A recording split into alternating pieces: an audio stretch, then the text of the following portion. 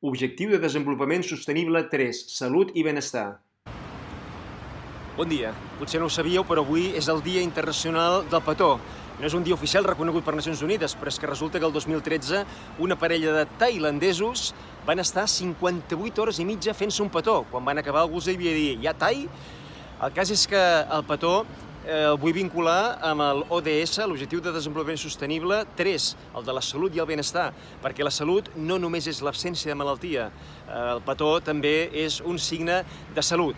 Els petons, a més, diuen que reforcen el sistema immunitari i, evidentment, són un signe de bones relacions socials, relacions saludables, formen part d'una vida saludable. Però compte qui es feu un petó, perquè diuen que hi ha la malaltia del petó, la mononucleosi infecciosa, o sigui que aneu en compte. Però d'on ve petó des del punt de vista etimològic?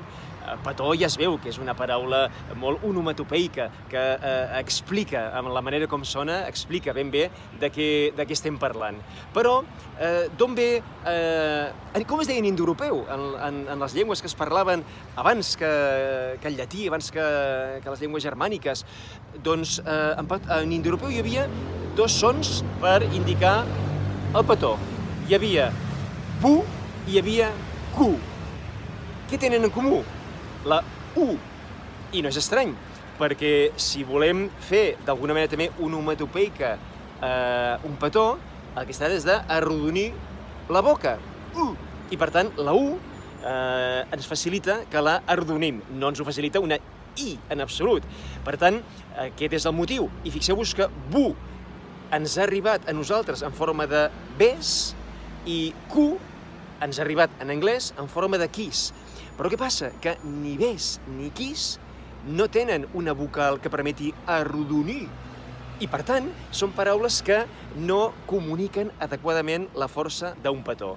Amb bes ha passat a E, amb kiss ha passat a I, per tant, amb perdó, pels que els agrada molt la paraula kiss, els agrada potser perquè és en anglès, però és una paraula que no comunica en absolut el que és un petó. Potser és per això que en català també hem abandonat el bes, el tenim com a paraula més poètica, bes no ens fa pes, i utilitzem petó, que sí que té aquesta força, perquè a més acaba amb O, i per tant ens deixa la boca petó, en forma de petó. En llatí en deien òscul, tampoc ens agrada. Si òscul és boca petita, os volia dir boca, oral, vol dir que els romans es feien els petons amb la boca petita. No és una paraula tampoc que ens comuniqui. Sí que en canvi que ens ho comunica, per exemple, en basc és musu o muixu. Això sí que ens ho comunica.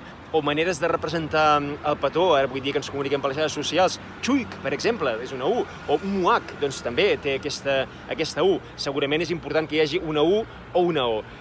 Res, amb U, amb O o com vulgueu, a fer-vos petons, que és signe de salut. Em podeu seguir a Responsabilitat Global. Gràcies!